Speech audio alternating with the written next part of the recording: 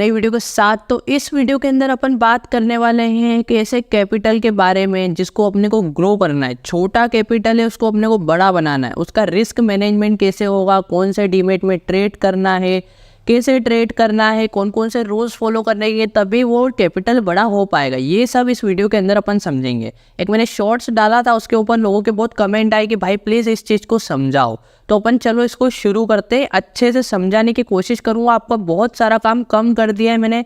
Channel को subscribe कर दो और वीडियो को लाइक कर दो, ठीक है। तो इस देखो यार, रिस्क मैनेजमेंट बहुत ही ज़्यादा इंपॉर्टेंट टॉपिक है और बहुत ज़्यादा यूज़ में आने वाला है, क्योंकि पैसा जो बनता है ना भाई, वो इससे ही बनता है। इसके अलावा किसी चीज़ से पैसा नहीं बनता है, ठीक है।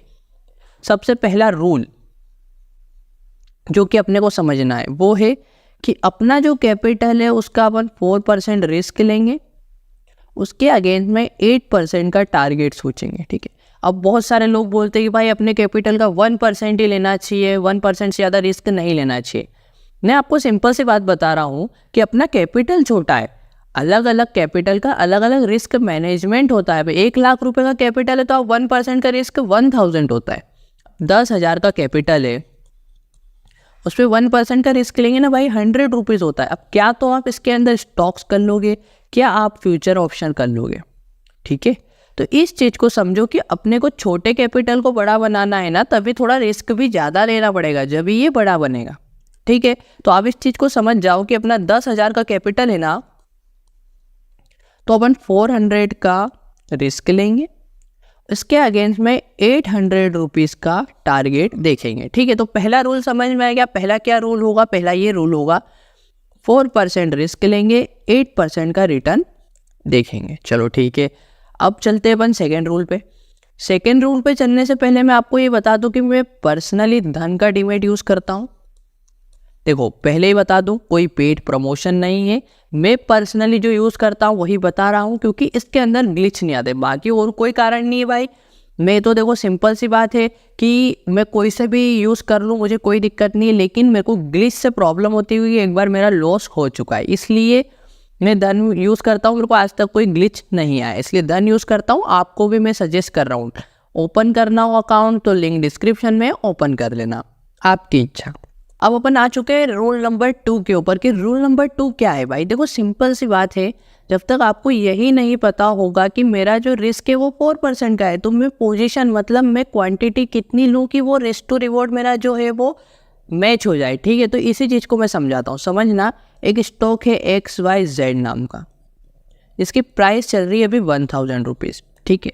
मतलब वो 1200 रुपये का था, वहाँ से गिरता गिरता गिरता गिरता 1000 रुपये पे आया। यहाँ पर आके कोई ऐसी इंगल्फिंग कैंडल बनाई जिसको आपको ऐसा लगता है कि यहाँ से मार्केट ऊपर जा सकता है, इसको आपको ट्रेड करना है। आप बाइंग साइड का जो है वो ऑर्डर लोगे, इसका मतलब कि अप साइड में जाना चाहिए, यहाँ से ब्रेकआउट आएगा। तो आप क्या करोगे, ये जो लो रहेगा इसका एसएल लगाओगे। तो मान के चलते हैं कि 5 रुपये का आपका एसएल आता है, ठीक है, 5 रुपये का एसएल आता है। तो आपका 10,000 जो कैपिटल था उसके ऊपर आप रिस्क कितना ले सकते थे? 400 रुपीज़ का। 5 रुपये आपका ऐसे लाया है तो इसको डिवाइड कर दो, जो आता है 80 रुपीज़। देखो यार, जो 80 है ना, ये आपकी क्वांटिटी है। क्या है? क्वांटिटी, कि आपको कितनी क्वांटिटी लेना है, वो है आपकी 80। अब देखो, आप 80 क्वांटिटी ले सकते हो, तो आप चाहो तो 1 ट्रेड लो, आप चाहो तो 2 ट्रेड लो, या चाहो तो 3। मेरे हिसाब से आप 2 ट्रेड लो, जिसके अंदर 40 क्वांटिटी एक ट्रेड में, 40 क्वांटिटी एक ट्रेड में, ठीक है। तो 200 रुपये का ऐसे नहीं यहाँ बनेगा, 200 रुपये का यहाँ बनेगा, क्योंकि आपको एक दिन के अंदर 400 रुपये ही बिगाड़ने, इससे ज़्यादा नहीं बिगाड़ सकते, ठीक है। सेकेंड रूल जो था वो भी आपको समझ में आ गया। अपन चलते हैं अब थर्ड रूल की तरफ। रूल 3 क्या है भाई? देखो, स्टॉक्स के अंदर ही काम करना है, फ्यूचर एंड ऑप्शन गलती से भी मत कर देना अभी 10,000 के कैपिटल से, क्योंकि उसमें ना पोजीशन साइजिंग होगी, ठीक है, ना आपसे रिस्क मैनेज होगा, कुछ भी नहीं होगा। और एट द एंड 10,000 रुपये जो है वो आप उसका जुआ खेल के डुबा दोगे, जुआरी बन जाओगे। क्या बन जाओगे? जुआरी, ठीक है। तो अपने को जुआरी नहीं बनना है, अपने को इस कैपिटल को ग्रो करना है, ठीक है। ये बात आपको समझ में आ गई। और जो लास्ट रूल है वो सबसे ज़्यादा इंपॉर्टेंट रूल है, उसमें आती है साइकोलॉजी, आपका दिमाग। हिंदी में लिख रहा हूँ दिमाग।